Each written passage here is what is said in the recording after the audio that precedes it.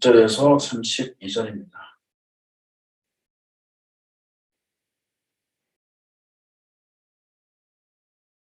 좀 길지만 같이 읽겠습니다. 게으른 자는 그 부리는 사람에게 마치 이의 식초 같고 눈의 연기 같으니라. 여호와를 경외하면 장수하느니라. 그러나 악인의 수명은 짧아지느니라. 의인의 소망은 즐거움을 이루어도 악인의 소망은 끊어지느니라. 여호와의 도가 정직한 자에게는 산성이요 행악하는 자에게는 멸망이니라. 의인은 영영이 이동되지 아니하여도 악인은 땅에 거하지 못하게 되느니라. 의인의 입은 지혜를 내어도 패역한 혀는 배임을 당할 것이니라.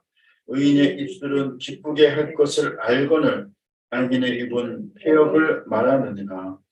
아멘. 할렐루야. 오늘은 의인의 입술은 기쁘게 할 것을 알거늘 이라는 말씀으로 은혜를 나누고자 합니다. 31절에 보시면 의인의 입은 지혜를 내어도 패역한 혀는 배임을 당할 것이니라 라고 합니다. 이것은 나무에 비유한 것입니다. 나무. 내어도라는 것이 열매를 맺는다는 것이죠. 제가 아까부터 계속 열매를 강조하는데 이 의인의 입술은 열매를 맺는다는 것입니다. 이것은 히브리어 원어로 봤을 때 지속적으로 열매를 맺는 것을 뜻합니다. 어떤 한순간이 아니라 죽을 때까지 성화의 길을 가면서 죽을 때까지 열매를 맺는 것을 뜻하는 것입니다. 이렇게 나무가 지속적으로 열매를 맺듯이 의인의 입에서는 쉬지 않고 지속적으로 지혜로운 말, 아름다운 말, 사람을 살리는 말이 나오는 것입니다. 풍성한 열매는 정말 사람을 기쁘게 하죠. 따라서 지혜의 말도 사람을 정말 유익하게 하고 기쁘게 하고 궁극적으로는 사람을 살리고 그 말하는 사람도 살리는 것입니다.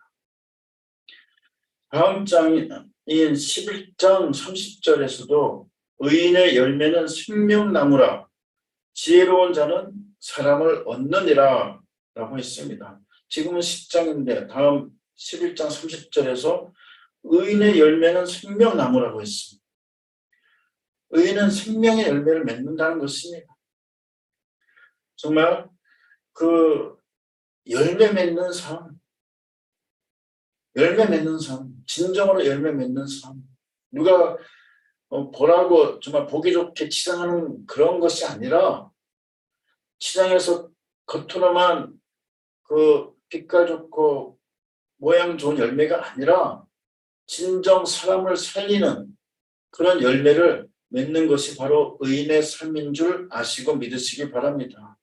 그래서 우리가 믿음이 있노라 하면서 그 사람이 정말 이 의인의 삶을 살고 있는지는 그 사람의 열매를 보면 알 수 있습니다. 그리고 그 사람이 정말 진정으로 제대로 믿음 생활을 하고 있는지 그 사람의 열매를 보면 잘 알 수가 있는 것입니다. 특히 그 사람의 입술의 열매를 보십시오. 매일 욕을 한다든가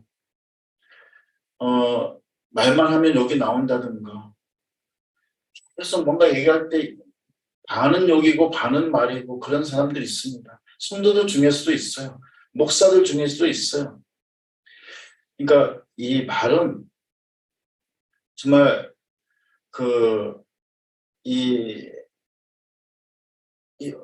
입에서 나오는 것은 입으로 들어가는 것이 더러운 게 아니라 자칫하면 입에서 나오는 것이 더러울 수 있어요.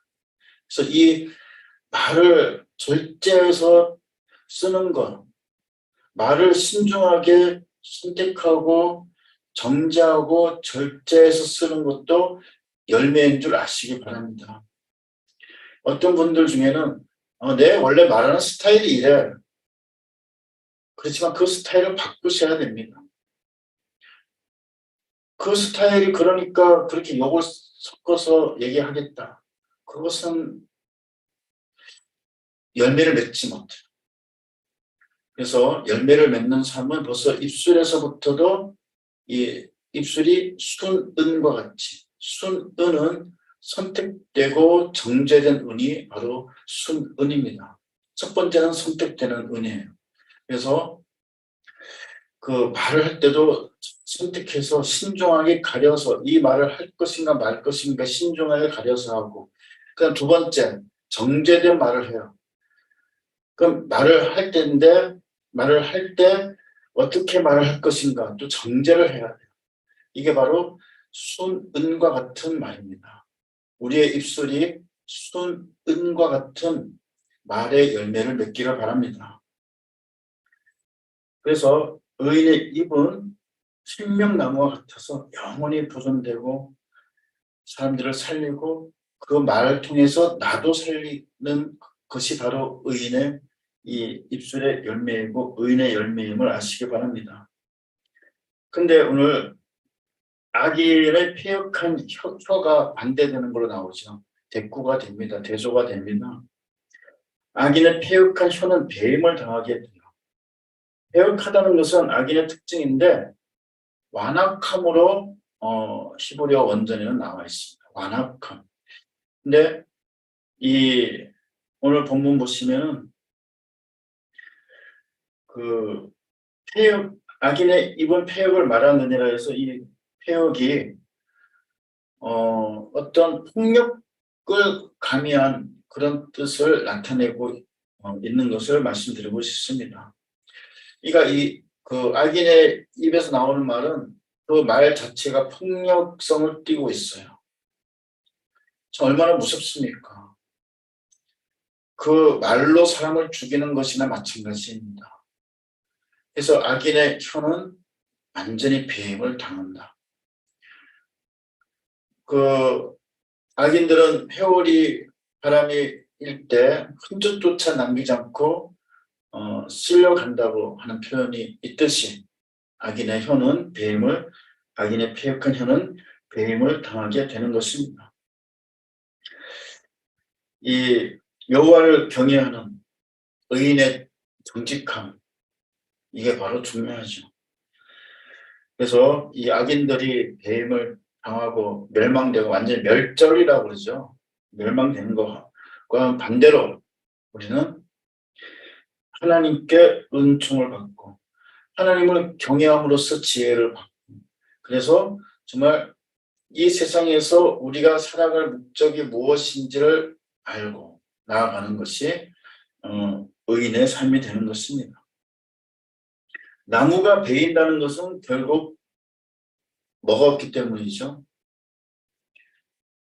한 번, 두 번 지켜는 봤는데 계속 몇 년, 10년, 20년 열매를 맺지 못하는 나무가 있어요. 그러면 어떻게 하시겠어요? 베어버리시겠죠. 뽑아버리시겠죠. 마찬가지로 악인의 입술에서 뭐 한두 번 패역한 말이 나왔을 때 한두 번은 봐요. 왜 그러지 한번 보는데 계속 그렇게 허구한 날 패역한 말을 하면은 그런 사람과는 이제 만남을 조심해야 됩니다. 정말 커팅해야 돼요. 투컷 잘라야 돼요. 이 성화가 커팅의 의미가 내포되어 있는 거 아까 말씀드렸는데요. 이 성화의 과정을 겪을 때는 커트가 중요해요. 커트. 그래서 이것도 커트, 저것도 커트하면서 나가야 돼요. 커트할 건 커트해야 돼요. 커팅하면서 나가야 돼요. 커팅이 중요한 것입니다. 그래서 이 폐역을 말하는 사람들, 그 사람들은 그 배임을 당할 것이고 그 사람들과 우리는 정말 단절해야 돼요. 커팅해야 돼요. 이제 반대로 의인의 입술은 하나님을 기쁘게 합니다. 오늘 기쁘게 할 것이라고 표현이 좀 애매한 표현이 나왔어요. 기쁘게 할 것. 이거는 연락이에요. 연락이란 말 아시죠? 우리의 그 물질, 우리의 마음, 우리의 시간, 우리의 정성을 연락하시는 하나님, 우리의 예배를 연락하시는 하나님. 그러니까 기쁘게 할 것이라는 것은 그러니까 기쁘시게 해드리는 거예요. 그러니까 우리가 이렇게 의인들이 입술을 통해서 하나님을 기쁘시게 하는 거예요. 그러니까 우리가 입술을 통해서 막 아름답게 하고 사람을 살리는 것이 연락되는 거예요. 연락되는 것은 받아들이는 것이죠. 받아들이는 것은 동시에 은총과 은혜가 또 내려오는 거예요. 이게 선순환적인 것입니다. 연락이 되면 또 은혜가 내려와요. 그래서 하나님은 그냥 계시는 분이 아니시고 우리에게 정말 축복을 은혜를 팍 내려주시는 분입니다. 우리 아름다운 말로 정말 기쁘시게 하는 말로 말씀을 드리면 그걸 연락하시고 우리에게 또 은총을 내려주시는 거예요. 그래서 우리의 이 말이 연락되는 말이 되기를 바랍니다. 그래서 하나님을 기쁘시게 하는 말이 되기를 바랍니다. 그래서 연락되어서 하나님께서 또한 우리에게 그 기쁨 같이 누리고 정말 우리에게 정말 기쁨을 느끼게 하시고 그래서 정말 하나님의 은혜를 우리가 막 젖어서 정말 하나님이 주시는 평안 가운데 은혜가 넘치는 삶이 되기를 바랍니다. 결국 지혜로운 자는 사람도 기쁘게 하지만 하나님을 기쁘게 하는 거예요. 하나님을 사랑하면 하나님도 알아주신다. 이렇게 고린도 전서 8장 3절에 나와 있죠.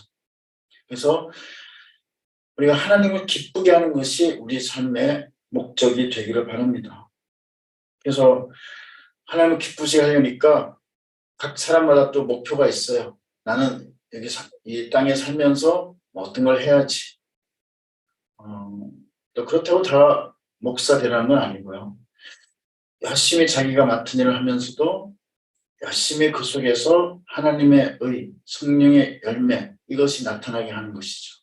그래서 사람들이 그 모습을 보고 정말 100명 중에 1명, 1000명